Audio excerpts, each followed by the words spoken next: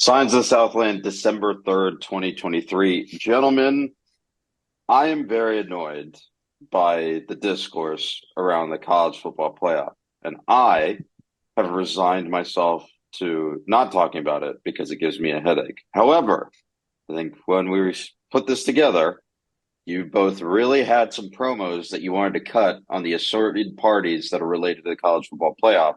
So I am pulling up my phone and I am giving you a total of 5 minutes to discuss this. Ready, set, go. He actually did it. Okay. Jake, go first.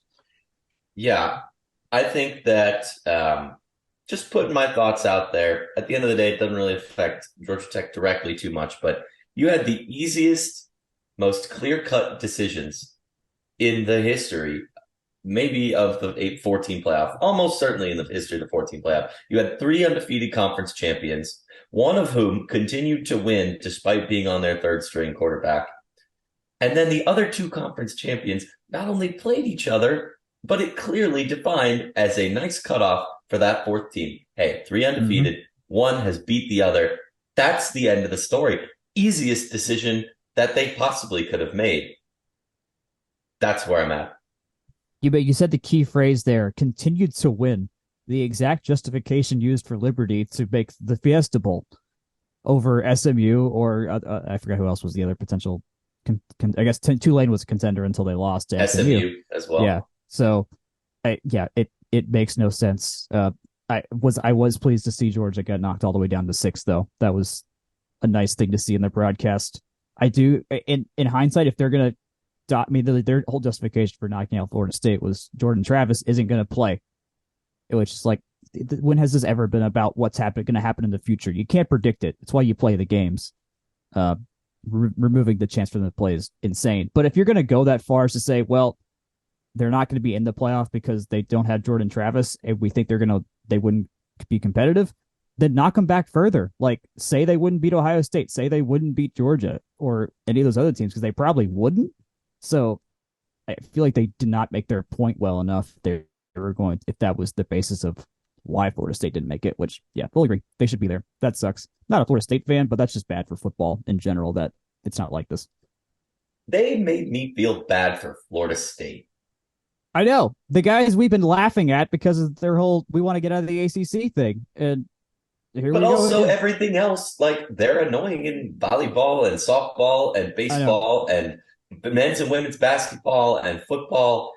And annoying may be a wrong word, but we don't run into in football every year. But it's like, man, those guys, I just want to see them lose, except in this one specific case in which I feel like a great injustice was done. They have a very unique opportunity now, Jake. That is, they can beat Georgia and Georgia Tech in consecutive games. Because they played Georgia in the Orange Bowl, and then they started against us in Dublin. So that's a pretty rare opportunity. I don't know. If they win the Orange Bowl, I think you got to fire up the banner printing machine. Like I feel like they are very much in UCF territory if they do that, and I would not blame them at what's. Do you remember the shirts from that the 1 year I did Club Swim? UCF showed up wearing shirts that said "Disputed National Champs" after they won the Peach Bowl, and it was really funny that their swim club decided to go that far. Actually, how much time do we have? We have minute 40. Oh wow, I'm done with my piece. I think I'm good too. Let's move on to talking about where Georgia Tech will be playing its postseason football this December. They will be in the Gasparilla Bowl in Tampa, Florida, playing UCF a few hours ago. Shortly, actually, this is the second time we've recorded this segment because the ACC originally rumored that Tech was going to play Troy in the Birmingham Bowl, and I have a full half-page segment in my notes previewing Troy for you fine folks. And now we're back here at 7 p.m. instead of 5 p.m. Mr. Purdy, what has God wrought upon us? God being Jim Phillips, the ACC commissioner for us today. I don't know. We thought we were going to Birmingham, and then the press conference that was scheduled for 5 p.m. for Brent Key just kept not happening.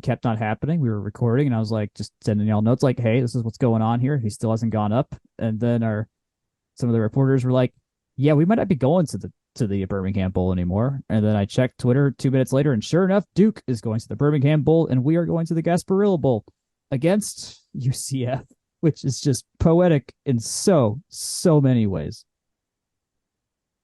I have a really important question that has nothing to do with football. Is it Gasparilla or Gasparilla? Because it's Florida, it's so I'm guessing which one Rilla. do you think? Yeah, it's Rilla, right? It's got to be Rilla. So this is a Villarica situation. It feels like that. Yes. It feels like that. Yeah. If you call Villarica, I am judging you. I suppose we're really bringing it back, not to where it all. Well, in the sense of this podcast, going back to Raymond James Stadium is really bringing it back to where it all began. I think that was week 3 of this podcast existing, was the USF toaster oven. Week 1? That was week 1? Wow. Recorded 2. Old heads may remember. We recorded 2 full hours of audio that I had to cut somewhere in the middle, but it was just both. It was all 4 of us at the time, absolutely punch drunk in a hotel room in Tampa. It was hot. All 4 of us were miserable. We were tired because it was one of the worst games of football. Well, worse in terms of like some sort of quality performance. But like, oh my God, like 2 full hours. And I think they're actually some of the most highest listened episodes in the history of the podcast because of how the algorithm stuff works. But man, that is it really is poetic. And that it's Raymond James is back. The second point, the opponent being UCF, that's bringing it back essentially to where it all began for the Brent Key era, given that they closed the book on one Mr. Jeff Collins, 15 months ago? Yeah, more or less? Yep, pretty much. Time flies, man. Time flies. This is the 3rd time we'll see him in the last 4 seasons, too, I think. 2020, yeah, the home and home. Yeah, had the home and home. They canceled one of their legs. They canceled the home leg of their home and home because of a hurricane in 2017. And Tech just played 11 games that year and got snubbed from a bowl game that year because they were 5-6 and not 6-6. And because of some horrible traumatic plays that we don't have to remember right now. Yes. It's great. 2017, truly great year. But let's talk a little bit about UCF. They went 6-6 in the. I guess they're in the Big 12 now. This is a Big 12 team. We went from playing a Sun Belt team to a Big 12 team in our 2 potential bowls. Okay.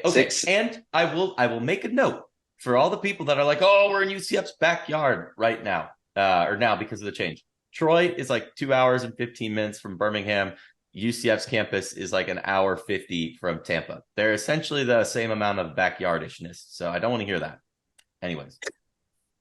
6-6 UCF. They went 3-6 in the Big 12. They finished 9th in the conference, but some of their underlying metrics were pretty good. And one might say they got a little unlucky here and there. They averaged 0.14 EPA per play on offense. That puts them at 20th in the nation.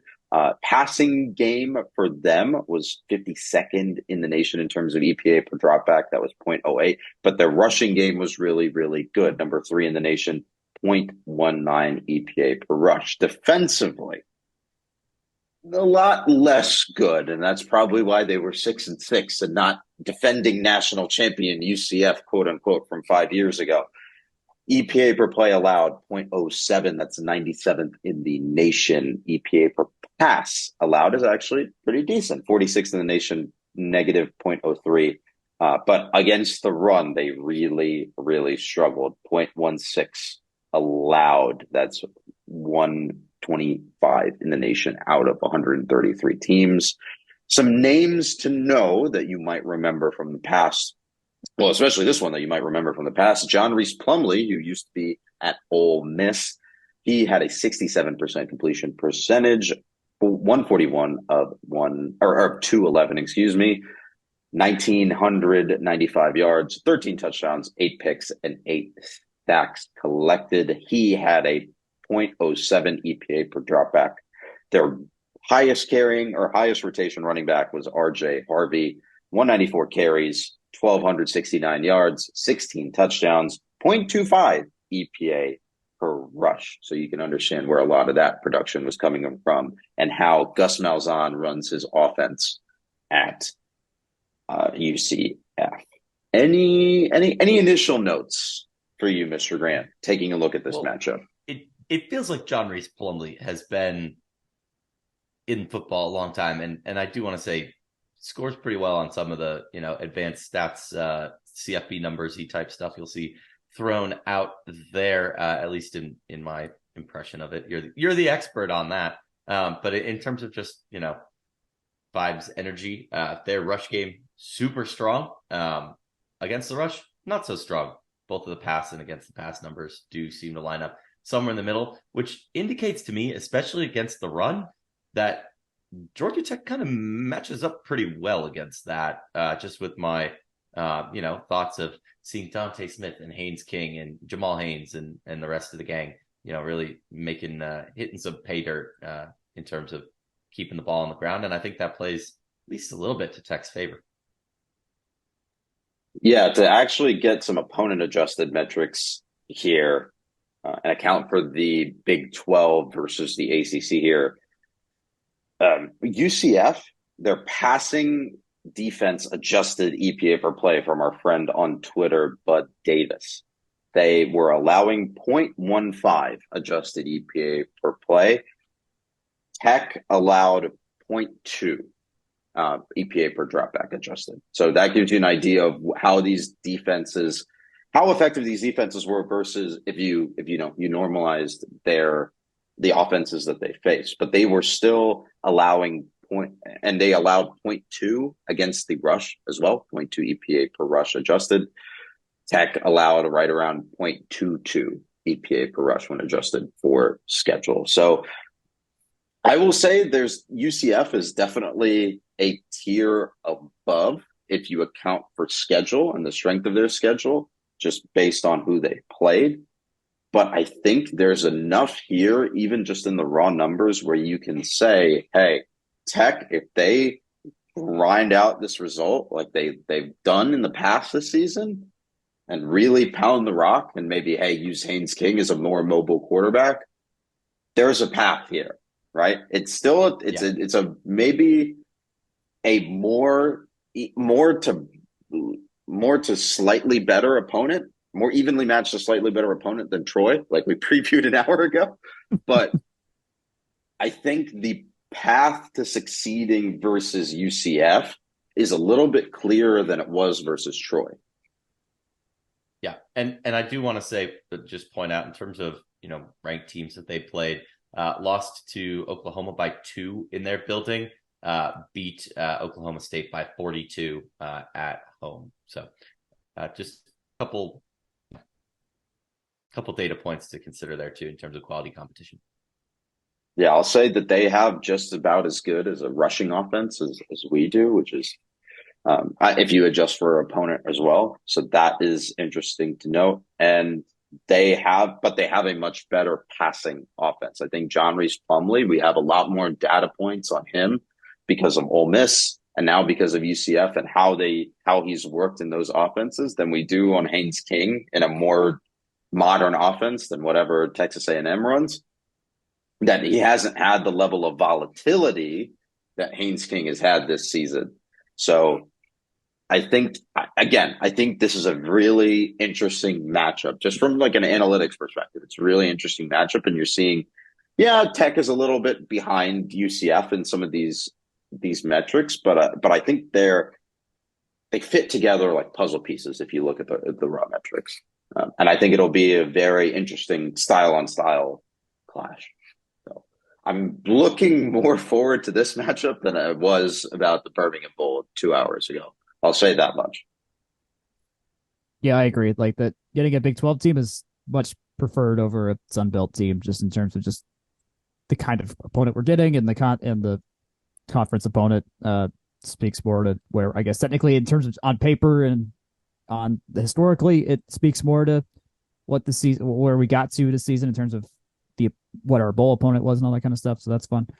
Um, I'm still not past just the poeticism of the fact we get to play UCF again and do and maybe this is I don't know if anyone cares enough at this point to like have closure of that UCF game. I think the fact that we were just doing so much better this year is closure enough, but the fact we still get a shot to actually win that game, that if we played any kind of comprehensive cohesive football last year, we should have won. Like I remember how we lost that game 18 different ways. It just could not stop handing UCF the ball back and giving them reasons to not lose. So I think winning convincingly or just winning cohesively is it's just a nice storybook ending, I think, to these last 2 years. Jets. I think that about wraps it up for talking about this bowl. I think we'll have a little bit more next week when we're not completely wrong-footed by the ACC's bowl selection committee. And we're a little bit more prepared. But anything else before we head back to the main part of the episode that we recorded an hour ago? I guess it'll be warmer. I'm sure I'll have more thoughts as I'm allowed to process this with, more than insta reaction type thoughts. What, you don't like hot takesing? Oh, I live for hot takes, but well, you got to let the other ones mature, and then you get to harvest them next week. You want a fine vintage of take. Yes, exactly. There you go. Maybe we'll be able to catch a Lightning game or something if we go down there. Who knows? But also, this is the day before. This is the 22nd, not the 23rd. So this is a Friday night game, not a Saturday morning game like we previously had. So I realized that I did not actually read out the date and time of the fixture. It is December 22nd, 2023. That is a 6:30 p.m. kick in Tampa, Florida at Raymond James Stadium. So, yes, this is a day before the Birmingham Bowl. This is a primetime kickoff or a primetime E-ish kickoff on ESPN instead of a noon kickoff on ABC. So a little bit easier of a travel situation than, well, I mean, if you're traveling again for Christmas, if you're traveling for Christmas, it's a little bit of easier by just a day. But, now you have to fly or drive 10 hours to Tampa instead of, drive to Birmingham. So it's a bit of a wash. Let's switch gears. Let's talk about women's basketball. They had I would say it was up and down, but it was kind of just a down week for them. 0-2 versus power opponents. They faced off against Florida in the ACC SEC Challenge, and then they lost to Nebraska in Nebraska by 8 points. Mr. Purdy, talk to me about this Florida fixture. You say it's down. I mean, I wouldn't call these down games. Like, we were competitive in both of these games. I think this is more of we just ran out of steam against teams that are more mature than us and more experienced than Tech. Tech is still extremely, extremely young right now and learning how to win, as we just mentioned, and how to close games and stuff like that. And they were very competitive in both of those games. Exactly, yeah. I mean, in the Gator game, you have to mention Rusne Agustinate. 6 of 10 from 3. This girl had 30 points. No Yellow Jacket lady basketball player has scored 30 points in a game since 2020. So she's doing things that we haven't seen in a while under Nell Fortner, who is, of note, this has been a defensive team for the most part under Nell, and we have some extreme offensive firepower. And under Michelle Josephs.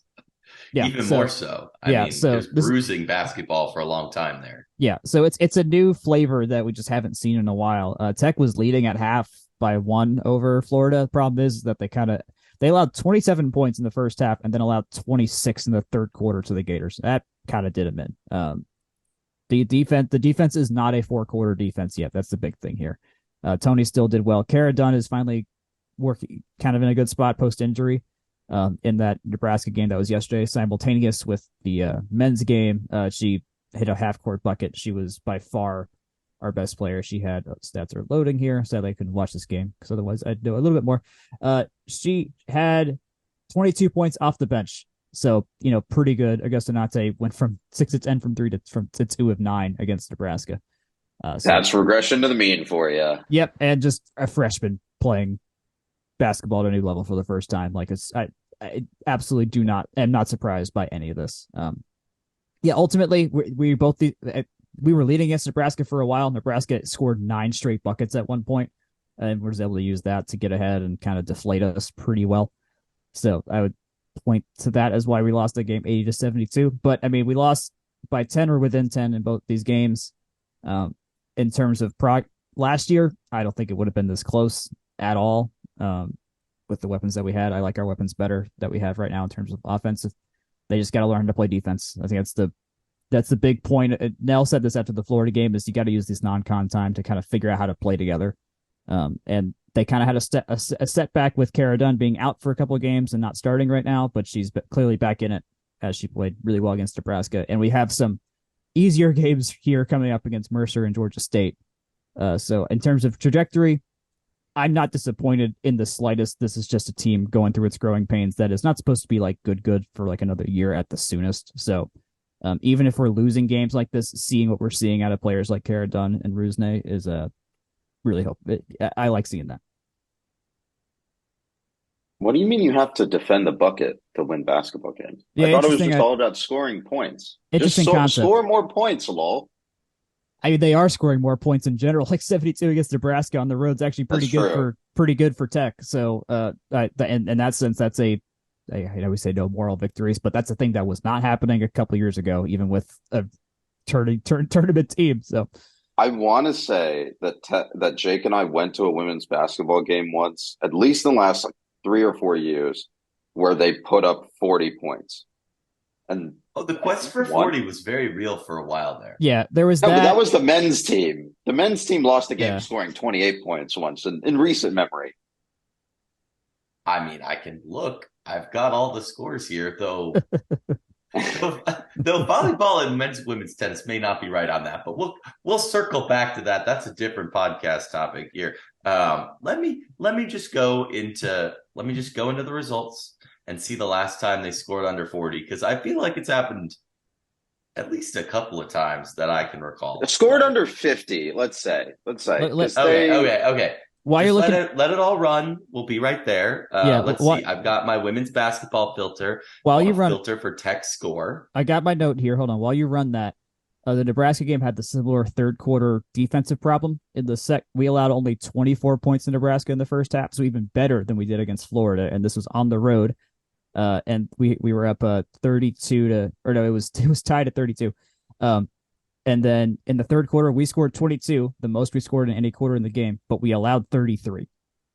You know, I filtered these results and sorted them by score, and I think I found a typo I made when entering a result from the Michelle Josephs era during the 04-05 season against number 1 Duke, because it's in there as 82-9. That's definitely not right. Nope.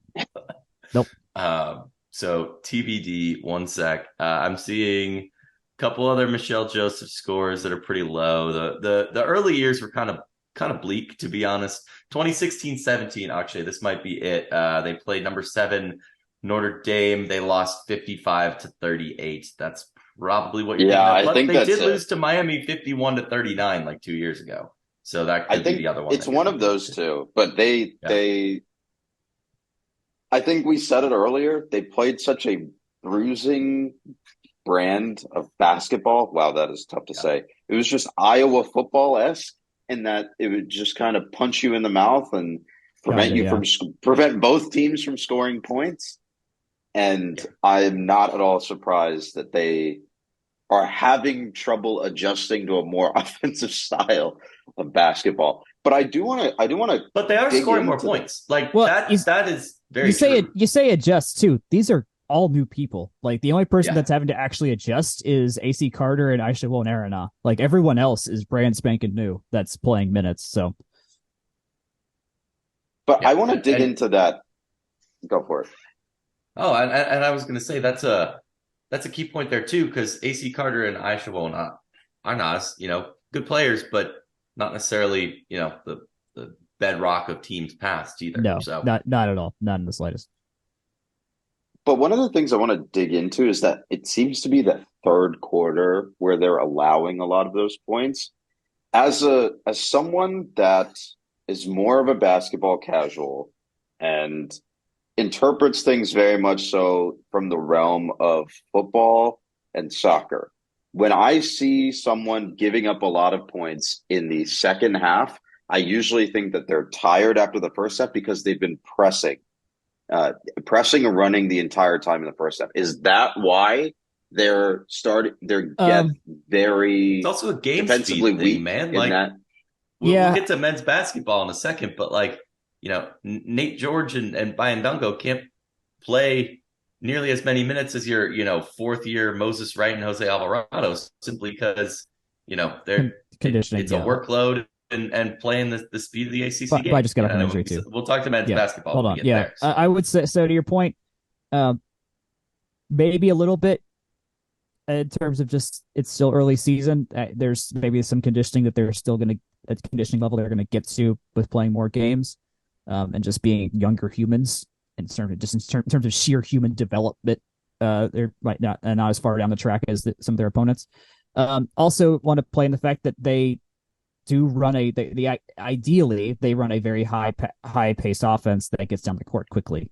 I'll note against Florida, at least from in my eye test, most of that game they were not going as fast as they wanted to, and Tony Morgan said as much after the game as well, that she was just like, yeah, it just wasn't fast enough. Didn't really elaborate beyond that, but that's what she said about that.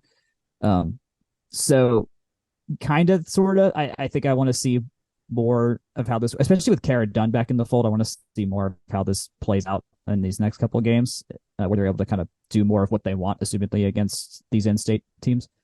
So, I mean, also they just don't have like major defensive weapons here right now. Aisha Erna, she is our starting center. In these two games, guess how many rebounds she had combined? Two. That seems low. Our starting center had one rebound each in both of these games. So there's seems problematic. That is problematic. Ari Termes had to play 10 minutes against Nebraska. She did not get a single rebound though either. So that Cara Dunn is critical on the boards for us. Russ is actually kind of critical, and then Kayla is critical on the boards. So I think there's a lot of other non-offensive reasons impacting why just stuff's happening the way it is. And yeah, they're still figuring out some things. Also, Sydney Johnson, their backup point guard, basically has not made a bucket in the last few games either, too. So there are holes that need to get fixed that are probably impacting all this and putting even more of a load on Cara Dunn, even more of a load on Tony Morgan, more on Inez Nogueira, who was not a defensive specialist in the slightest. She's better than she was last year physically, but she is center midfielder, baby. Definitely still undersized. Definitely undersized relative to some people we're going to be facing in the ACC. So, yeah, I think I've covered that. Just to wrap up and talk a little bit about the fixtures for this week, they will play Mercer on Tuesday. That is December 5th at 7 p.m. That will be viewable on ACC Network Extra. On Sunday, Tech will face Georgia State at 2 p.m. That will also be on ACC Network Extra. We will be back to talk about an exciting week in men's basketball and a similarly exciting weekend in women's volleyball right after this. Yes, absolutely. For those that don't get Section 103's emails, one, you really should. But they are currently in the middle of the Christmas holiday, whatever your holiday in the wintertime of choice promos going on. Of course, everyone has seen the Feliz Navidad action, but each day they're plugging a different item over the next I'd say probably 12 days, if I had to guess, but it's great to see the spotlight on specific great designs. Today's was the Feliz Navidad and other holiday adjacent items, but keep an eye out there for special shout outs and attention on specific Section 103 designs. It is the holiday season, and if you're making a big order, as always, free shipping on orders over $70 every day.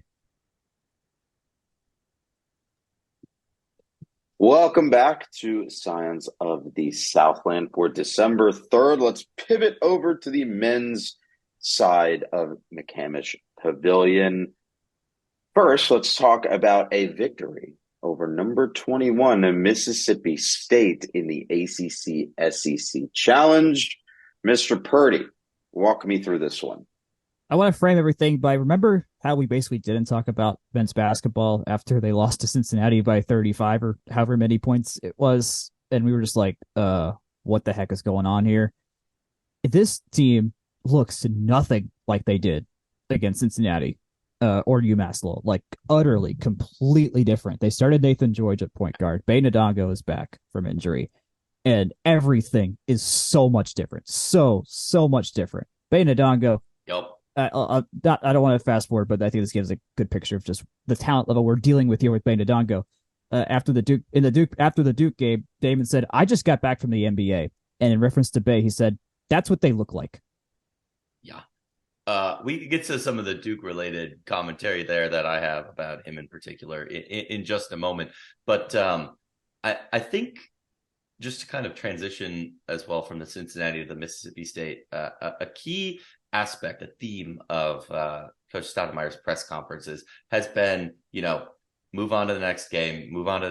And I'd like to call out one of my friends, I'd say pretty apt observations, it being that in the NBA, you can go 40-42 in the East or the West, really, and have a decent shot at making the playoffs, especially in the play-in area. I think it's a little bit different in college basketball, having to, have a resume and all that. But I think at the end of the day, the philosophy has really been on display this week, because one thing he said about Cincinnati was like, we know what we need to do. These guys are coming back, wash it out, reset. And that's kind of where we left it, right? It's like, hey, like that was kind of gross, but on to the next game. UMass Lowell, don't want to lose to them. Also kind of gross. On to the next game. And I think it's kind of it's clearly not a fluke when you do it twice in a row.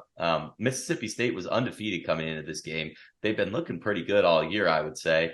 Duke, of course, is Duke. I think they're 5-3 now, so they came in with a couple of losses, but they're a pretty well-tested team. I think is a safe thing to say there. So all that to say, I think it's a new team and a different team because, Nate George in that first game, he had to get up to the speed of the game. He's essentially a high school kid playing ACC basketball. Yeah, he Big 12 basketball in the first one, but it comes with the turf, and you're asking him to him and a bunch of freshmen and a bunch of guys who haven't really played together yet to adapt to 3 straight Power 5 games in a row.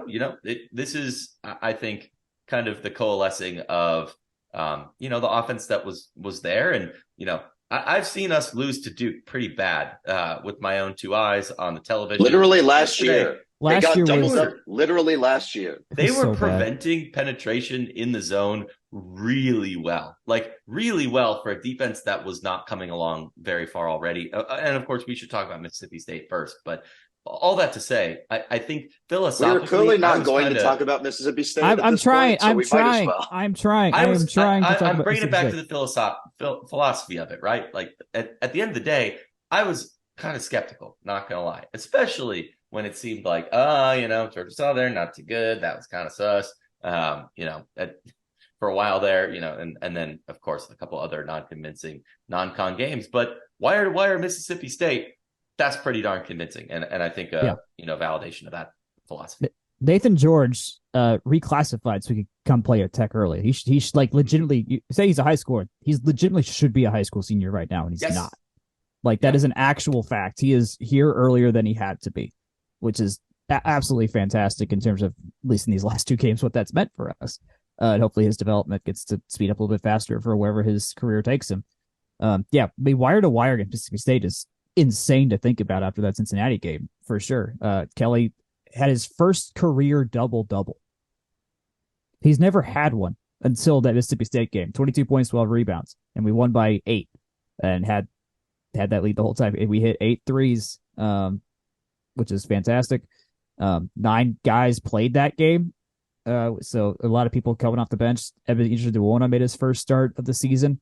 Lance Terry still not out, but of note, like Tafari Kapari not playing anymore seems to be helpful, sadly. Asa mentioned on our preview pod, like, don't look at the numbers, just look at the body.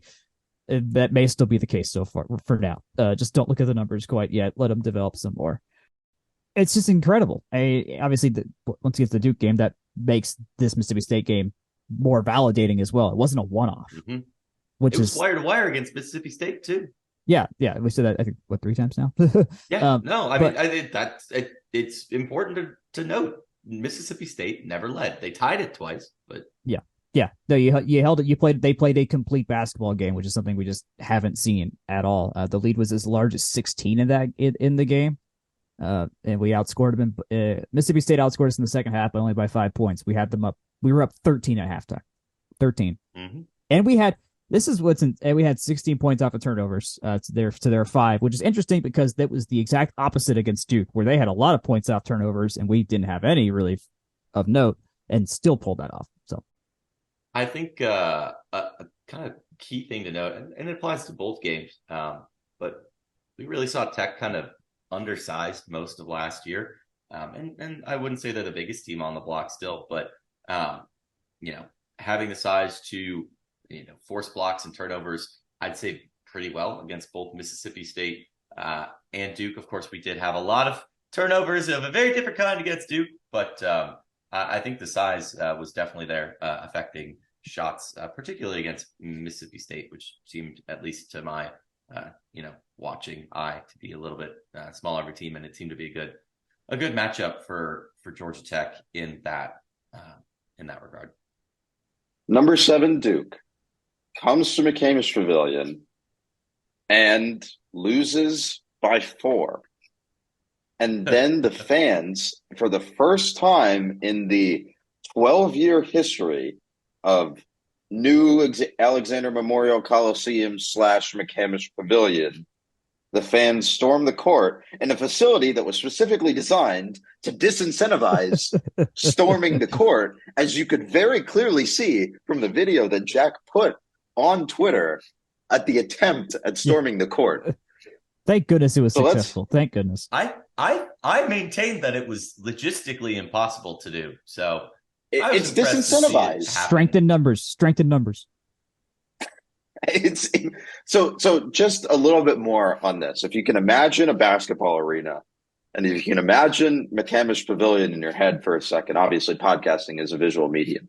So if you're looking from the student section and you're looking towards the other basket, on your right is the courtside student section, on the left are the player benches, and right in front of you at the student section bleachers are a bunch of security guards, and then next to the courtside student section, it's just all rich people along the baseline. Yep. So and the way that they and the visiting radio and the visiting radio rush that they line up there, there's a lot in the way that it's they got a line of cheerleaders, a line of rich donors, and special guests and media. All you got to get through there if you're on the courtside part. So if you're a college student, you not only have to work, and you're in the courtside section, you not only have to worry about running over a Gold Rush cheerleader, you not only have to worry about tripping over a chair, you also have to worry about running over someone who is incredibly wealthy and that donates to the institution on your way to celebrate. Do not run over the Zelniks. Do not run over the Zelniks. Yeah, but I think that this Duke team is very flawed, I think, as we've seen from their current record of 5-3. Okay. We cannot begin that without saying that one of their key contributors did go down 75 seconds into the game with a pretty looking Tyrese Proctor, presumably ankle. Tyrese Proctor not playing. Yeah, a noted starter and well-regarded player, Tyrese Proctor. It's not, it certainly influenced the game that happened, but Tech was able to jump out to a pretty quick lead, and oh my gosh, mental mistakes very nearly cost Georgia Tech the game. Egregious turnovers, not no-look passes, but like passes that people were not expecting or literally not looking at. Nathan, for. Yeah. I got my bit. All right, go. A man after emotional dunk from it was the Bayan Nango dunk, I believe. Just leaving a man wide open for 3. No one, miles around. Duke right down, boom, 3. Cut the lead back down. Air goes out of the building. It's things like that show, one, this is a young team that's still getting used to, playing the game, playing against each other. But you've got to cut those down. But on the other hand, you don't make those. Maybe it's an even further up game. And you cannot absolve Duke themselves for a very critical technical foul. Very, very critical technical foul with Tech down 4. Number 25, Mark Mitchell, did get assessed a technical with 2:20 to play. Of course, Tech, Miles sinks 2, boom, boom, gets the ball back and scores, tying the game. Really critical, just second half, and a couple in the first for Tech, but really critical in the second half, just locking in. And I think that's kind of a factor of playing this game so early on the calendar, too, is it not? Yeah, it's a really weird fixture to put the first ACC game offset from the rest of the calendar. Yeah, It, it I felt think early. the That's ACC what they started did when they doing this a expanded couple the years ago. calendar with 2 more games, though. Remember, we opened against NC State. Tech is postseason banned. The one that they ended in Clemson with a win on that Friday night. And then and then they took a postseason ban in a year that there was no postseason. Yes. It was a good bit. But I remember when they expanded this, there was actually like a weekend in November where they opened, I think it was November, where they were like 2 ACC games back to back. And then they played the non-con, and then they played the rest of the ACC slate just because of how they wanted to structure it for TV purposes. It was really, really strange. And now it's just like this one-off. Did any other of the other ACC teams play ACC teams this weekend? I didn't watch anything else. It was an ACC slate. Okay. I'll get the So it was an ACC slate the whole way. I'll do a wraparound one sec. Just you guys vamp. It's interesting that they've gone back to the scheduling model where they're just sort of offsetting this one weekend of ACC games and trying to make an appointment viewing right after the ACC SEC challenge. I don't know if there's specifically a lot of logic in it, but it's interesting.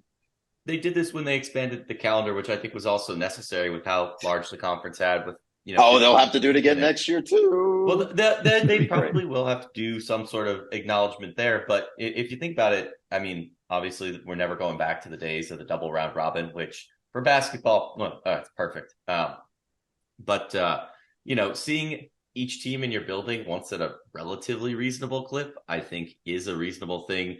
Let's do the wraparound, of course, from the ACC. Miami bounced back from their loss to Kentucky with a win over Notre Dame. Virginia did beat Syracuse, North Carolina over Florida State, Georgia Tech over Duke. All the winners were at home in those cases. NC State beat Boston College on the road in overtime. Clemson won at Pitt today. Louisville and Virginia Tech did not have a final. I think it tipped at 4, so they're probably at the end of the game right now. So this Duke game, I mean, the losing Proctor changes so many things about how that game gets played out. Like, I think that it's not I don't think it's illogical to say that Duke wins handedly with Proctor, because we did struggle defensively in the paint late in the game. We kind of got static at points. It was remarkably noticeable how different we played when Nathan George was on the court and off the court. Nathan was not making shots. Like, he had multiple air ball threes, but my goodness, was he dishing the ball really well. And that was the first thing I noticed at the beginning of the Mississippi State game. It was the ball just boom, boom, boom, boom, boom, boom, boom, flying around the court. And I think you saw that really successful with him distributing the ball on the court against Duke. I'll note on Nathan George, like, as I said, like, he was dishing the ball really well, but also there was, as you mentioned, there was a lot of those passes that were just straight to Duke guys. You could tell he's trying to get to by, forcing it to by, forcing it to Reeves was on fire. He had 3 after 3. I think he was 5 of 7 from 3. He was 4 for 5 from 3 and 5 for 7 overall, which came on the tail of a Mississippi State game in which he was terribly inefficient. So I think it's probably a good thing that, it's not, he didn't have a stop sign. It was, you're feeling the ball, sink it. And that was really big to getting out to a lead early in that game too, which changes how you play the game. Yeah, absolutely. So that was a big thing there. But I think we saw a lot of instant. I find it crazy that Nathan George is doing so well and so poorly at the same time, going through those growing pains against easily one of the best teams we're going to be playing all year, and we pull it off. Let's also not forget that we won this game because of a technical foul call on Mitchell for Duke. They had a dunk, went up 4, and then at the time we couldn't tell if it was because of they said it was because of a taunt. I don't think he hung on the rim too long or anything like that after the dunk, but that gave Miles Kelly 2 free throws and the ball, and he converted both free throws, and then we had the dunk. Was that before? The dunk was immediately followed by the three, because I have it up on my other screen. Okay. I just have it on loop, Okay. because it happened with like 1 second left on the clock, and I think by also like like triggered his hamstring type deal that he was dealing with. Yeah. It It seems was like a it. dunk so forceful that he. Oh, it was a layup. Miles had a layup. That's what it was. Miles hit a layup. Okay, yeah. Miles hit a layup to go at 66-66 with under 2 to go. Filipowski hit a bucket, and then George Nadongo tied it. And then we won a jump ball, and then George went to Nadongo again to take the lead. And then Duke did not score again after that. So I'll note Miles played some incredible defense on the possession where Duke had, where they were like trying to tie it or something like that. Like they played their best defense when they needed to play their best defense at the end of the game, which was really, really good to see in terms of just being clutch, figuring out how to win a ball game. Yeah, I mean, and again, kind of, I guess there's 0.3 seconds left, but Miles did take a pretty hard foul at the end there to sink those last 2 points. So hard-earned victory, I think, is a pretty key thing there. I do want to note Kyle Sturdivant was the backup point guard, and I would say he was reasonably effective in that role. Debo, a little quieter. I think he wound up with 5 points. He went 2 for 4 from the floor and 1 for 1 with his free throw. Really critical 3-point play on that field goal and free throw. But I think those two, and you know, Debo still had, you know, almost 21 minutes of playing time, so it's not like he was, you know, off the floor completely or anything like that. Yeah, he was playing the role guy role. Like he had a thing he had to do, and he did it. Sacco came in a pretty effective way, I'd say. Yeah, Sacco came in for those defensive possessions at the very end to get some more length on the floor. That worked. Carter Murphy made a cameo as well. But that was it in terms of, and Tyjon Claude had 16 minutes where he wasn't as great from in terms of shooting and being underneath. He had some good rebounds. He had 8 rebounds though. He was our team leader in rebounds. He was really productive there. So the signs are here. Limit the steals, limit the turnovers. I think the blocks are pretty exciting to see. Abai had 4 on his own. The blocks are good. Yeah, we had 12 turnovers. They had 6. But the signs are there of what this team can be. Like the signs are absolutely there. It'll be really interesting to see how they do in just a normal day. Like McCabish was as lively as it's ever going to be because Duke always brings a crowd and our fans show up for the Duke game. So there's and Damon was thrilled. I asked him directly about the crowd and being in McCamish in that setting, and he was like, "This was great. I hope they get used to it because you can't just rest on it happening one time. You've got to do the work to make it to where it keeps happening over and over again, where we have crowds like that." And there were not. I don't know, Jake. It didn't feel like there was too many Duke people there. Like it felt still like a very heavily Tech favored crowd. Duke was loud. The Duke people that were there were loud. They made their presence known. They went home sad. Such is life. But there was definitely times where they were loud, and I think that contributed to the energy. I mean, it's a big tin can roof. Like that's cool. You know, if they want to come here and buy some tickets and, you know, make it exciting. Our students brought the volume. Our fans brought the volume. A lot of people were standing a decent chunk. A lot of people stayed for the horse. You know, it's. I would say it was pretty well done. And you and I had a pretty similar angle on the game. So we did. One, validated that we are coming away with very similar takeaways, and 2, just seeing like the environment of the stadium from the upper ring. 1, the dynamic of the, you know, seeing Duke fans start yelling, and then you got the court side on the other side kind of doing like the Go Jackets kind of thing back at them. I don't know. It makes for an interesting game watch experience up in the I guess very second row of the upper deck. We've had a field storming and a court storming within 5 weeks of each other on campus. Like this very particular semester is easily up there with the best in recent memory. For these kids are going to be hooked on these sports for a long time. They've got this is good. A Sweet 16 volleyball team. They stormed 2 fields at a, you know, like it's and I think I want to talk about high level expectations for where men's basketball go from here. But I want to say that at least in terms of like my households, like how people adjacent to me that aren't Tech related, i.e., you know, my siblings or my cousins, or my friends from high school, things like that, how they perceive Tech is, you know, positive. And that's, you know, obviously they have always known it's a good school, but it's like, oh, did you see that game? It's like, yeah, I saw that game. Like, I'm me. But, you know, like, and then on a personal level, I think this is the most, I don't want to say exciting, because we've had exciting times in the last 7 years of doing this podcast, or 6 years of doing this podcast, but with all volleyball cresting, we won't talk about what awaits on Thursday quite yet. That's spooky. But like in terms of just high energy, high memory moments, this has to be the most dense collection of them, at least that I can remember. I mean, obviously ACC, tournament win for men's basketball is great. Tech's, number 3 national seed baseball team in 2019 is great, but the density of positive moments, like you said, it's been 5 weeks since UNC. 2 weeks before that was Miami, right? Like it's been a busy fall. Yeah, this is great. This is great stuff. Just to be able to have these images, and I also want to thank everyone that was on Twitter. That I when I posted the video of thinking like, hey, we're too young here from the Rumble seat to like know many Alexander Memorial things. And it was a very lovely thread of a bunch of people telling us when they had stormed the court back during the Alexander Memorial days, which was cool to just kind of see all that stuff. And even Wiley Bauer chimed in and like the thread as well. So it was fun stuff there, and it's good. Helped me learn what all this stuff. The last time we stormed the court apparently was 2010, also Duke. So technically before the renovation. So that's an Alexander we Memorial. Can count it. That was Alexander We can Memorial. still count it as the first court storming in McCamish Pavilion. Correct. Just to talk about the future, the immediate future for this program, they will play Clean Old Fashioned Hate Basketball Edition on Tuesday at 7:30. That will be on the SEC network, and then they will come back home to play Alabama A&M on Saturday at 4 p.m. That will be on the ACC network. Alabama A&M is 345th in KenPom. Just don't lose. Mr. Graham, talk to me a little bit about this rivalry game coming up. Yes. So coming into this game, the folks from Athens are 5-2.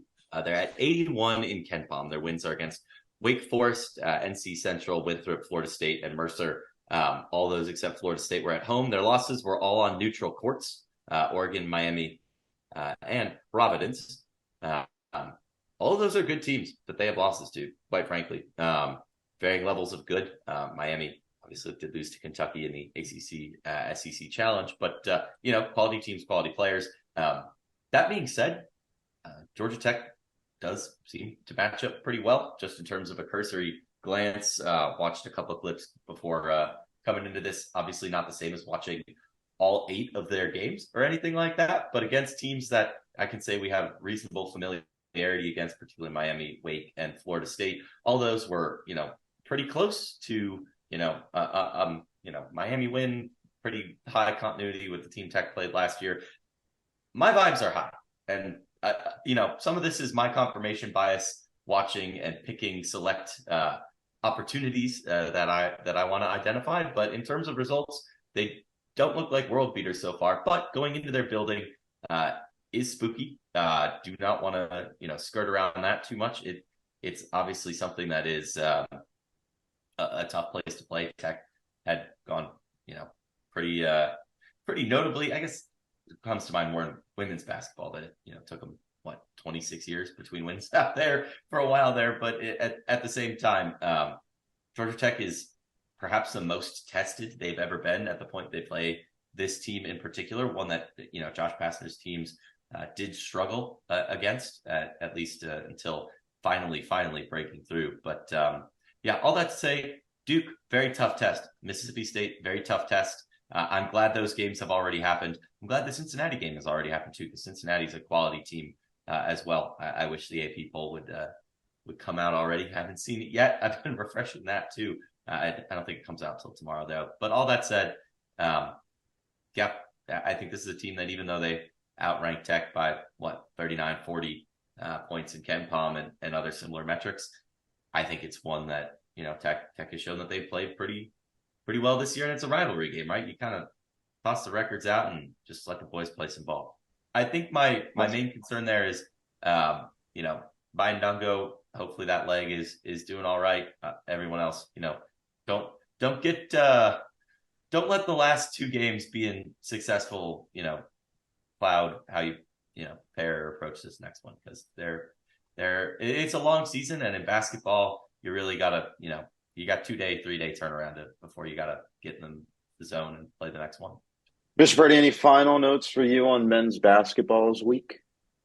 Really excited to see what happens here. Oh, also, Mississippi State lost again. They lost to like a 200 under 200 Ken Pom team. So we beat them twice. That's what I'm hearing. Let's switch gears again for our final segment of the night and talk about the 5th seed women's volleyball team in the NCAA tournament. When last we saw them, they had lost to Louisville to end their season and were given a 5 seed in the tournament. They were snubbed from hosting the first round by Florida, which had a stronger strength of schedule and was ranked slightly higher in a couple of different metrics here and there, but it was pretty close. It was kind of soft margins there. Round of 62. Tell me what happened, Mr. Purdy. Round of 64. We got you on that one. 62. He sure did. I'm getting ahead of myself. We played South Words are Alabama. hard. We played South Alabama, repeat opponent from earlier this year in the FAMU Invitational. South Alabama got better over this year, and they had this girl who I so wish was not a 5th year, but indeed is. Her name. Oh shoot! Sorry, I'm getting to my notes. Her name was. Oh, sorry, Hannah Maddox. Yeah, Hannah Maddox. She had 18 kills against us in the first 2 sets. 10 in the first set, 8 in the second set. Thankfully, we won this match 3-1. We won 25-19 the first set because South Alabama had no offense outside of Maddox. They got us in the second set though. They played. It was a tight throughout the whole thing. And Maddox went on a tear. And then sets 3 and 4, we handled them very easily, 25-15 and 25-12 once we adjusted, which was really good to see because I was really worried after that second set that South Alabama just had the person that was just going to murder us all the way. Her stats at the end of the match don't reflect how dominant she was in those first 2 sets at all. So, I mean, it was what we should have done, which is beat a team that was, while definitely good. Like South Alabama was good. They earned their way into this tournament and showed why they did. Maybe we overpowered them pretty easily there. So nothing. And nothing that single-handed dominance is something that we saw earlier in the year, right? That McCamish game was dominated by one player in Athens attack that was just slamming the ball down with all of her fury into the pavement. And it was in every single attack that she got. And that was basically how that game went. She's able to get up and over text block. And yes, we talked about the caveats with that game at the time, being first home game, being rivalry game, being in a new environment, et cetera, et cetera, et cetera. Bunch of things, but it's something that Tech had seen before, and it's good to see that they have more tools in their locker now at the end of the season to deal with a dominant force like that. Yeah.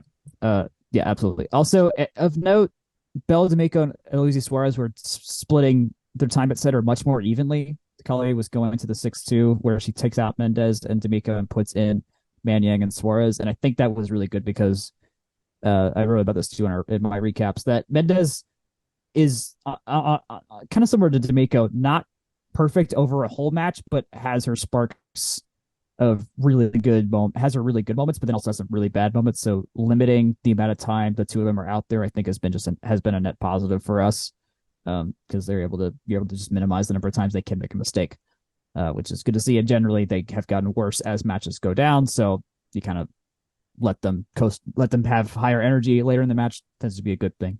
D'Amico did get to her 2000th set in the game, so that was a nice mark. Then Mendez hit 458 in the match. And DeAndre Pierce critically had 11 kills. That was her career high.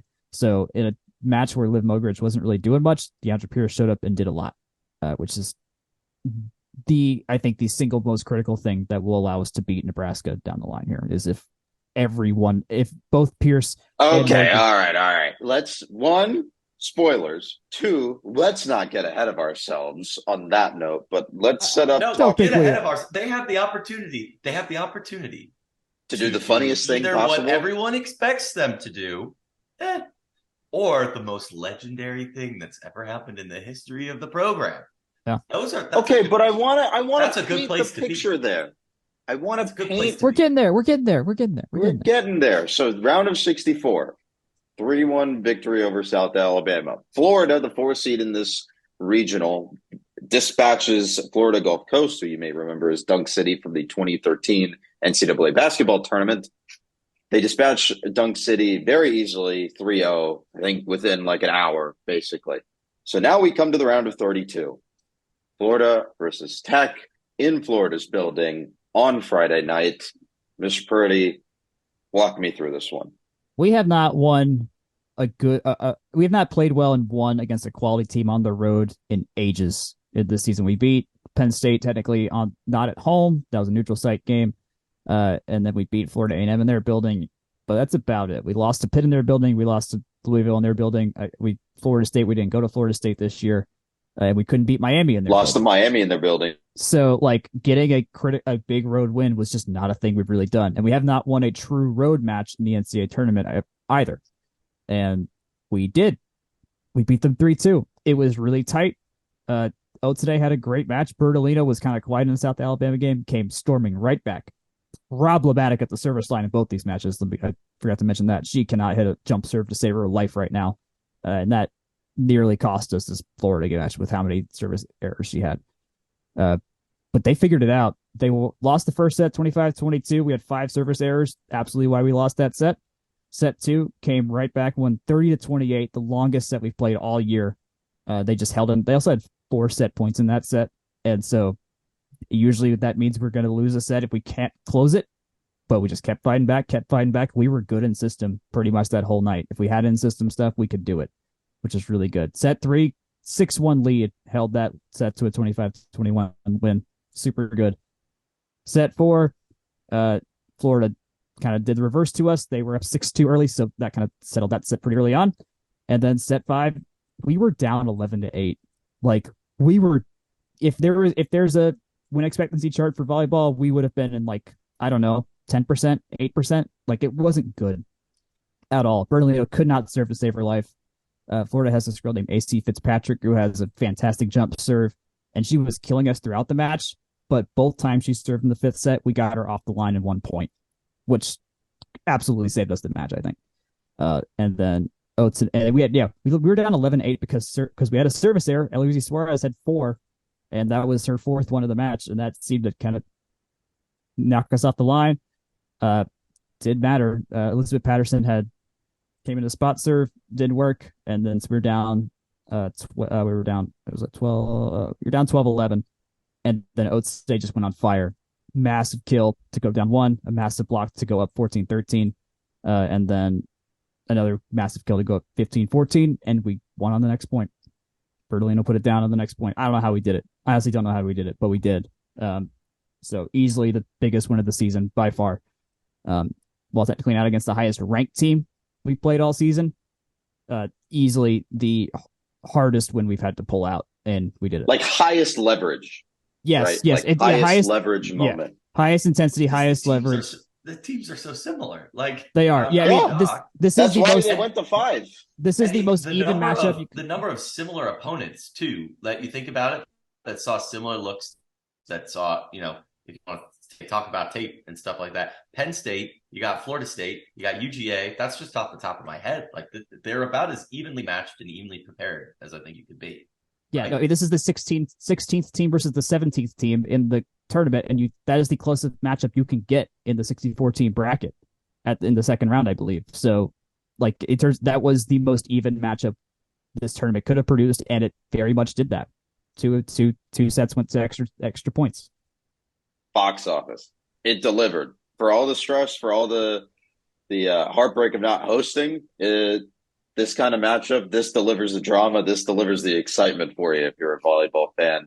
Oh my God! Yeah. Speaking of drama and excitement, oh God, what awaits Georgia Tech in the 2023 Sweet 16 is number 1 Nebraska on Thursday at 2 p.m. We'll talk a little bit about the TV. Not just the number 1 seed, not just the number 1 seed, the number 1 team in the country. Like, this is the actual number 1 team in the country. We'll talk a little bit about the TV schedule in a sec because there's a note that I want to come back on that. When's the last time Georgia Tech beat a number 1 team? You think? Like, we had UVA. I'm sure they played a number 1 team. Basketball. I mean, obviously they've definitely played a number 1 team. Oh yeah, lots of times. They've definitely played number 1 team. some murderizations in women's basketball, men's basketball, football. We've seen them get played. It's just, I mean, But there's anyway. definitely one team that plays those. Number one, Nebraska, in both the poll and NCAA seeding, they are 30-1. The only loss that they had this season was last week of the regular season. They lost in a 3-0 sweep to fellow number one seed Wisconsin. Some rankings and ratings just from the wide world of analytics. They are number 2 in the Evolve rankings. They are number 5 on when they are on service and number 2 on serve receive. They are, the reason the site is called Husker Geek. 5th in Husker Geek's Viper rankings, are 2nd in opponent adjusted hit percentage, so the defensive part, and 9th in adjusted hit percentage, the offensive part. Before I go into some players to watch, Mr. Grant, you are our local Big Ten expert. Talk to me about Nebraska and their importance to the sport. They played in front of 90-some thousand people in their football stadium this year. It's a pretty short list. They lead in attendance almost every year. Penn State, as my lovely fiance has pointed out, has never missed the NCAA tournament. Penn State's one of the most fundamental programs to the history of this sport, no doubt. Nebraska might top them. It's a fundamental right now, at least right now, contribution. And not just to the sport or women's volleyball, but women's athletics, period. Not women's college athletics, not women's college volleyball, women's athletics, period. Nebraska volleyball has contributed Oklahoma softball levels of significance. U.S. women's soccer, Katie Ledecky, I don't know. Insert whoever into that list. Nebraska women's volleyball's on it in terms of what they've done for athletics, period. Florida had made the tournament 33 times in a row, they said on the broadcast. Yeah. It's a good streak. A couple of notes from the Wikipedia page for this program. Quote, Nebraska plays its home games at the Bob Devaney Sports Center and has sold out every home match since 2001. The program was founded in 1975 and is one of the most decorated in women's volleyball, with more wins than any other program and 5 national championships. Nebraska has been ranked in every weekly poll since the introduction of the AVCA national poll in 1982 and has spent more weeks ranked number 1 than any other program. The Cornhuskers' 99 All-Americans are the most in the country. Nebraska regularly leads the NCAA in average attendance and has participated in several of the highest attended women's volleyball games ever played, end quote. Discuss the rest of that to death. So you're saying D, which is the next line. So you're saying we got Oh my God. I mean, by the literal technical fact that they are playing the game, yes. That's about it. By the definition of why you play the games, as I thought before, we had this whole discussion about the college football playoff. Yeah. And but we don't have to do that again. They technically, by the fact that this game is being played, they technically have a chance. Yes. Talking about some players to watch on the other side of the fence here. Merritt Beeson is Nebraska's junior outside hitter. She has, per Husker Geek, she has 22.3 win probability added. So basically, she's responsible for the majority of 22 wins by herself.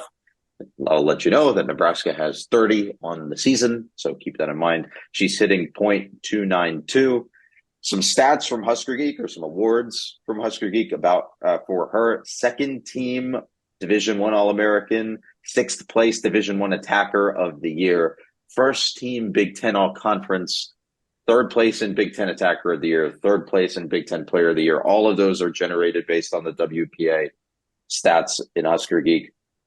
The connection to Georgia Tech in this is that she actually played with Georgia Tech's Liz Patterson for several years in Alabama before going to Nebraska. Another player to watch, Bergen Riley, freshman setter for Nebraska, 21.4 when wins added, .308 hit percentage, 3rd team All-American, 8th place in setter of the year voting, quote unquote, 1st team All Big Ten, 5th place in Big Ten Player of the Year rankings, and 2nd place in Big Ten Setter of the Year. So this is a highly decorated team in a very good conference that is, again, the number 1 team in the country. And it's so funny to me that Tech is in this position that I can't stop laughing about just how overwhelming this opponent is. But to the credit of Wisconsin, they are the only team to take down Nebraska this season. Yep. I don't know how much either of you caught of this game. I mean, it's not like we watch Big Ten volleyball on occasion, but I want to talk a little bit about what Wisconsin did, at least what I could see based on the box score. Wisconsin, in order to beat Nebraska, sided out really effectively, and they also limited the amount of errors that they produced. Obviously, this is just numbers. I couldn't really go back and watch the game. I don't have big plus or whatever, but they limited Nebraska's opportunities to kill them through the air. And they were very quick when their offense executed. And I think if Tech wants to not only take a set, but also to take 3 in this matchup, in the most high profile and most important game I think it's played in years, maybe the Elite Eight game aside, they have to play the very quick, very proactive style of volleyball that I think this team wants to play by design. And I will say, like, getting back to it's why they play the games, this is where we basically prognosticated them to be. So before I say anything that I'm about to say, take it with they have met my expectations. They have, the only thing they didn't do is host, but, they made it through. It is through no fault of their own that they have to go play the juggernaut of college volleyball in their home gym. Like, that is just how the sport works. Nebraska is very daunting. They have effective attack. They have effective receive. They have a trophy case that's full to bursting. Like that's just how the sport works. And I'm not gonna, fault them for running into them because they run into a similar team in the Final Four or the Elite Eight. It's what happens when you get 2 games deep into the postseason tournament. And maybe that's me trying to measure my own expectations before we talk and continue to talk about how spooky this matchup is. But that's kind of the coping, I guess, I'm doing right now. Is that a fair place to be, Jens? I think we can fill ourselves with as much copium as we want at this point. It's just daunting of a opponent, even on paper. I mean, I read out all of the stats and then I went and read the Wikipedia page. Like, again, you said it. This is one of the fundamental programs of the sport and also women's athletics in this country. And yes, they would have had to play a team like this if they advanced further, regardless of what this matchup would have looked like in that alternate universe. But it's just a daunting proposition to have to go through them in order to move forward at all and to get to a place where we kind of said, okay, well, it'd be, we go from meeting expectations to, hey, this was a really, really successful year. Right? Yeah, there was the bar between those two is the massive block, big red N. And I think I've got one shred of good news. If we make it through Nebraska, we don't have the lowest odds of making the Elite Eight or the Final Four out of all the teams left in the tournament. If they make it through Nebraska, they have to win the whole thing. At that point, they really do. They really do. Yeah, if you beat I mean, what's realistic is if they beat Nebraska, they'll have like an emotional letdown in the next round because that's kind of how this generally works. But, Kentucky probably rolls over them. But it would be wild. It would be. I think the last time they played Nebraska was I think it was like 2003 is what we picked up. It was 2003. We beat them when they were number 2 in the country. That was that like other biggest win in program history kind of thing. We played them in 2015 and got swept in Lincoln. If the bottom is getting swept by Nebraska, and that's probably the realistic result here. Anyway, there's only anywhere to go here but up. Yeah, if we're gonna actually win, okay, keys to actually how we get competitive in this game. I'm going to do it. I'm going to do it. But you said it right. Like how Wisconsin did it is the only game plan that the only prototype of any vision we have out there to how to beat this current Nebraska team. So you have to borrow from it. You just have to borrow from whatever you can. Both Suarez and D'Amico are going to have the games of their lives at center. Like, we are not usually the fastest setting team out there. At least from the eye. We're just a bigger team in terms, like, we're not a speedy team, I would say. We're really good at defense. We're really good at being close to the ground. In terms of getting way above the net and getting super high, like, that's hasn't been our strength at all. DeAndre Pierce is going to have the game of her life blocking. Liv Mogrid's got to have the game of her life blocking. Maybe Anna Bozy has to fill in a critical role as well. You can't, if there is a serve that goes into the net, that if there is one serve that goes into the net, that is an abject utter failure and will probably mean we're not going to lose this game. I mean, not win this game. Like, you cannot have unforced errors like that. Forced errors off a block, really tight along the line, fine. Everyone does that. Maybe not Nebraska, but everyone for the most part does that. Yeah, everyone has to have the game of their lives. We have to play the how we beat Louisville, where all of our middles were just on fire. That's how we're gonna have to do it. And Bertolino can't have a bad. I mean, no one can have a bad. Maybe Otene hits 220 instead of 280, or Bertolino hits 190 but has like 50 attacks and still gets a lot of kills in the process. But yeah, everything has to be at the highest level it's ever been. That's just and you have to keep Bertolino in service. You have to keep yourself in system. Like, it requires a lot of pieces to fall into place. And that's something that we saw with Louisville too. Is like it made a difference when, they had 6-7 points with Bertolino in service and everything clicking how you kind of draw it up. You have to be able to serve return has to be so good to where you can get Otene can. There are some shots that Otene can get up and hit that are undefendable. Like, it's possible. They've done it. Yeah. You have to find that shot so many times and keep it diverse between the 4 other attacking options we have. One thing that I wanted to add.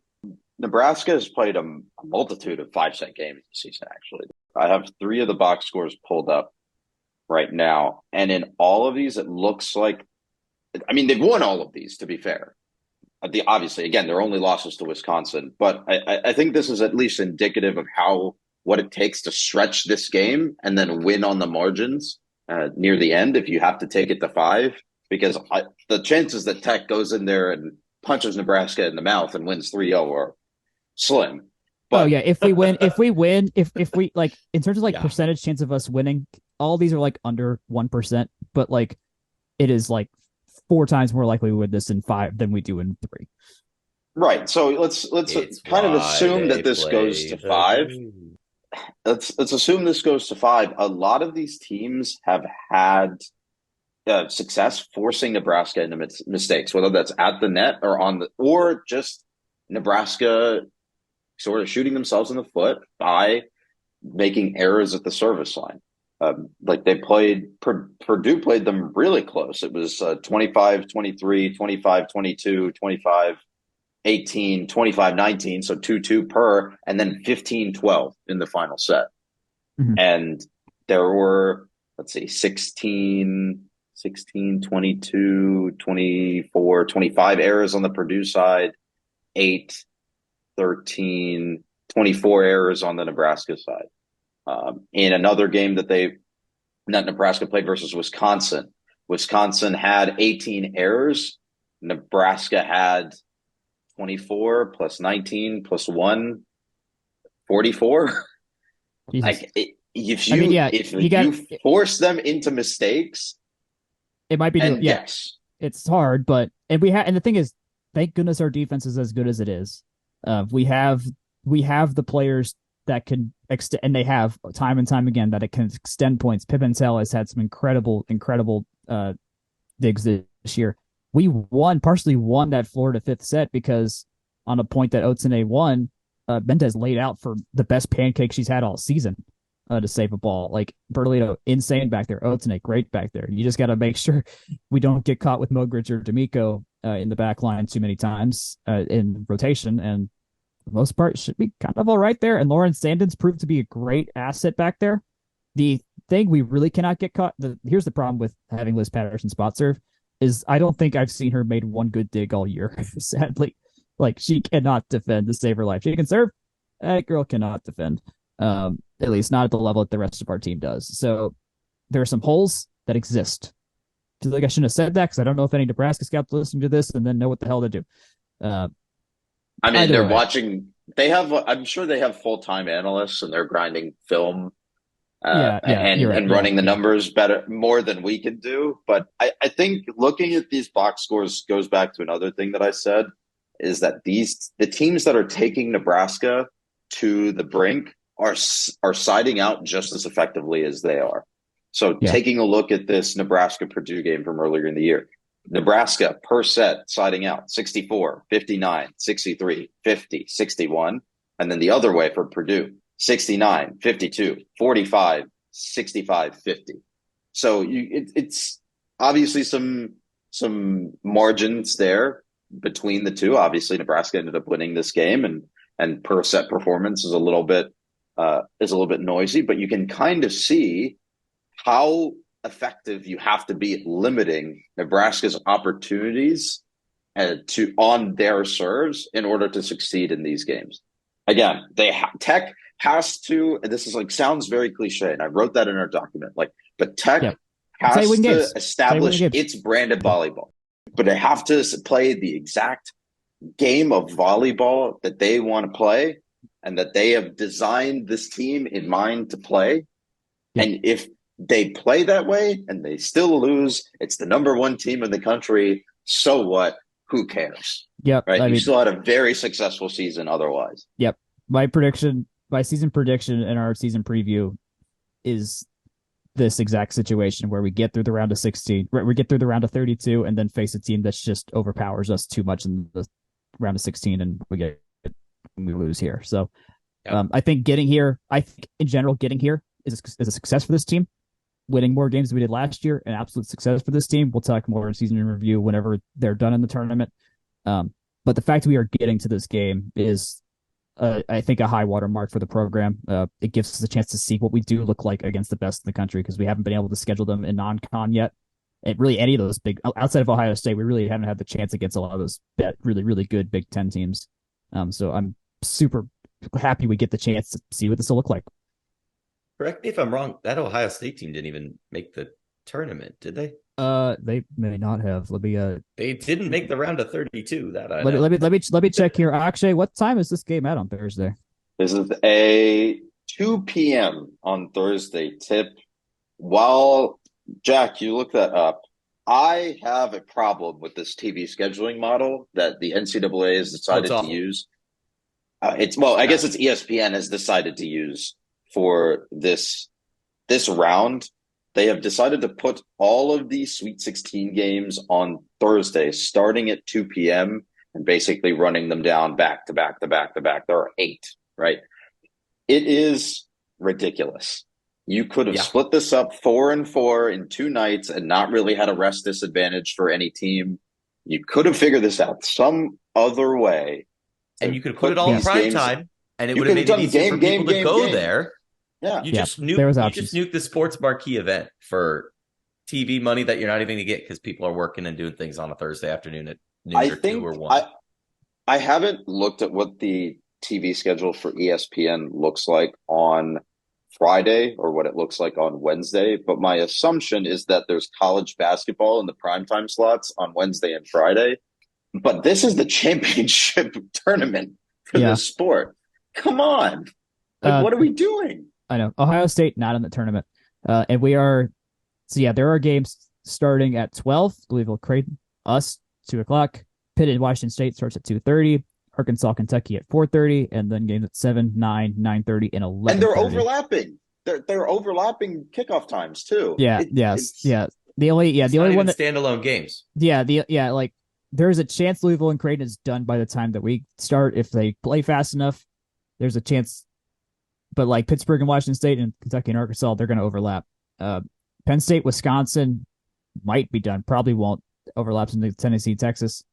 Actually, this isn't that bad. Now I think in terms of just pure able to watch the important parts of each match. The worst overlap is us in the Pitt match because those only a 30-minute gap and not you watch the end of one match and then tune in around set 2 of the next match. And I assume that the 5th set whip around show, which is great, by the way, I really enjoyed that during the first 2 rounds. I assume that that's going to go on Thursday alongside these games on ESPN Plus. But generally, when you're talking about these sports, the fan bases are so or the audiences for these games are so disjoint because they're very fan base specific. It's not like the NFL where the power of the NFL or the NFL carries so much mind space or mind Yeah. share that everyone just knows to go to the TV at one and there will be an NFL game there and you don't really care who's in it. But I think with these sports, I understand that the fan bases and the audiences are so disjoint that you can get away with these kinds of scheduling models. But it's so frustrating to me, and I'm sure for both of you as well, as someone that wants to see more people to expose to a sport that is legitimately very fun. And when you get to this point, these are the 16 best teams in the country in showcase events in their own arenas, and you put them at noon when no one can watch them, either stream them because they're at work or no one can go because they're at work. Like, what are we doing? Is this good for us? Because Nebraska, it's Nebraska, sure, but it's Nebraska. They're going to sell out no matter what. It's Nebraska. They'll sell it out. Do that. But my point is, you're prioritizing what is arguably one of the worst TV products in American sports in early season college basketball over championship volleyball. It's ridiculous. Anyway, that's my piece on that. I think this is an own goal for ESPN as they continue to own the rights to all of the non-football and men's basketball. Well, they even own the FCS championship. They own all of the NCAA rights that aren't football, FBS football, and we can get basketball. into what they've done to the on-air product for events like swimming championships and stuff like that too, but we don't have time for that. Anyone else have notes on volleyball before Nebraska? Not anymore. There's a lot. There's so much here. We covered a lot of it. This game. I think we did. Biggest game of the potential, the selling point here for us is that this is potentially the biggest game in program history, and they deserve to be in this position. They absolutely earned it. They played the game of their lives versus Florida. They stuck it out. They won that game, and now it's time to go up to Lincoln, Nebraska, and do it again at 2 p.m. on Thursday. Gentlemen, any final news and notes before we get out of here? Yeah, one news and note about track and field. Helena Lindsay was up in Boston running the 5,000 meter. She finished 71st. There was tons of athletes there, though. There were 166 finishers and like 20 DNFs. So about middle of the pack there. She ran a 16:20:84. I suppose that this officially starts the indoor track season, so keep an eye out for that. Good stuff. Mr. Grant, take us out. Yes, as always, you can find us at fromtherumbleseat.com. This gets posted there along with all of our other content. You can email us fromtherumbleseat@gmail.com. We do appreciate all the feedback that you guys provide there. You can find us on Twitter at FTRSblog. I'm at jgrant98jax, at Jack Nicholas. You can find Section 103 at Section 103, section103.com. And you can also use the code FTRS for 10% off. They are our proud sponsor of our mailbag. Keep an eye out for exciting things in that space. But yes, 10% off FTRS. Use it. Go there. They make great stuff. Can't say highly enough. I'm in the first thing I ever bought from them right now, and it looks as good as it did the day I got it. In the meantime, you can also find us at From the Rumble Seat on Facebook, Instagram, and YouTube, and podcasts wherever fine podcasts are distributed. Good night. Good luck. Go Jackets.